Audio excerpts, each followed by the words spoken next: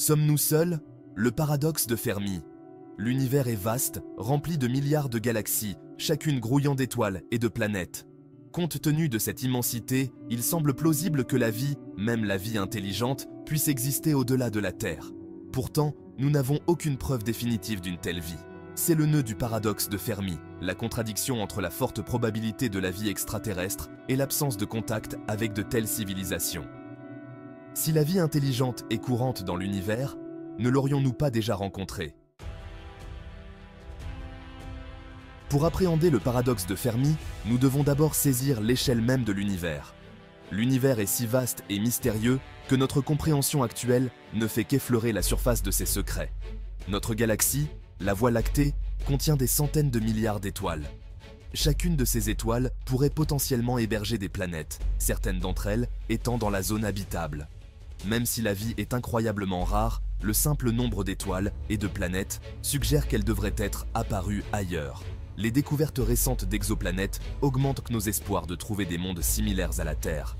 Les ingrédients de la vie, l'eau, les molécules organiques et une source d'énergie semblent communs dans tout l'univers. Ces éléments essentiels se retrouvent dans les nuages interstellaires et sur les comètes. La vie sur Terre prospère dans des environnements extrêmes, ce qui suggère qu'elle pourrait exister sur des planètes très différentes de la nôtre. Des organismes appelés extrémophiles survivent dans des conditions que nous pensions autrefois impossibles. Pourtant, l'absence de contact avec des civilisations extraterrestres suggère que quelque chose empêche l'émergence d'une vie intelligente répandue. Peut-être que les distances interstellaires sont trop grandes ou que les civilisations s'éteignent avant de pouvoir communiquer. Une explication possible au paradoxe de Fermi est l'hypothèse du grand filtre. Cette idée suggère qu'une barrière empêche la plupart des civilisations d'atteindre un niveau de progrès technologique qui leur permettrait de coloniser d'autres systèmes stellaires. Ce filtre pourrait être une menace existentielle précoce, telle que l'impact catastrophique d'un astéroïde qui pourrait anéantir une civilisation entière avant qu'elle ne puisse s'étendre au-delà de sa planète d'origine. Ou une guerre nucléaire mettant fin à la civilisation. Les conflits internes et les armes de destruction massive pourraient également jouer un rôle crucial dans ce filtre. Ou bien, il pourrait s'agir d'une barrière plus subtile, comme la difficulté inhérente au voyage interstellaire. Les défis technologiques et énergétiques pour voyager entre les étoiles sont immenses. Si le grand filtre existe, la question cruciale est de savoir si l'humanité l'a déjà franchi. Avons-nous déjà surmonté les obstacles les plus dangereux ou sont-ils encore devant nous?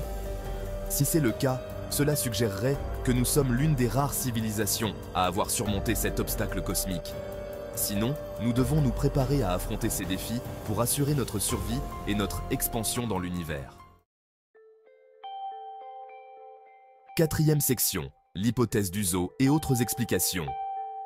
Une idée est l'hypothèse du zoo, suggérant que des civilisations extraterrestres avancées sont conscientes de notre existence, mais choisissent de ne pas nous contacter. Elles pourraient nous observer de loin, comme nous le ferions avec des animaux dans un zoo, pour étudier notre comportement sans interférer. Peut-être nous considèrent-elles comme trop primitifs ou trop dangereux pour interagir avec nous. Elles pourraient craindre que notre nature imprévisible et potentiellement destructrice ne mette en danger leur propre existence. Une autre possibilité est que les civilisations extraterrestres soient tout simplement trop différentes de nous pour communiquer avec nous. Leur forme de vie, leur mode de pensée et leur technologie pourraient être si éloignées des nôtres que toute tentative de communication serait futile. Leur technologie, leur langage ou leur façon de penser peuvent être si étrangers que nous n'aurions aucun moyen de les reconnaître. Même si nous étions en présence de signes de vie extraterrestres, nous pourrions ne pas les comprendre ou les interpréter correctement.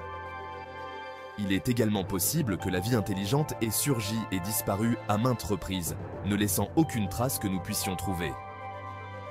Les civilisations pourraient avoir atteint des niveaux de développement incroyables avant de s'éteindre, laissant derrière elles des ruines que nous ne pouvons pas encore déchiffrer. Cinquième section. La recherche d'une intelligence extraterrestre, ou SETI. Malgré l'absence de preuves définitives, la recherche d'une intelligence extraterrestre se poursuit. Les scientifiques utilisent des radiotélescopes pour scruter le cosmos à la recherche de signaux qui pourraient indiquer la présence d'une civilisation avancée. La découverte de la vie, même la plus simple des vies microbiennes, au-delà de la Terre, révolutionnerait notre compréhension de notre place dans l'univers. Sixième section. Conclusion. Un univers de possibilités. Le paradoxe de Fermi nous pousse à envisager la possibilité que nous ne soyons pas seuls, tout en nous forçant à confronter la possibilité que nous soyons la seule vie intelligente du cosmos. En fin de compte, le paradoxe n'a pas de réponse facile, mais il continue de nous inspirer à explorer, à nous interroger et à rêver de ce qui pourrait se trouver au-delà des confins de notre propre planète.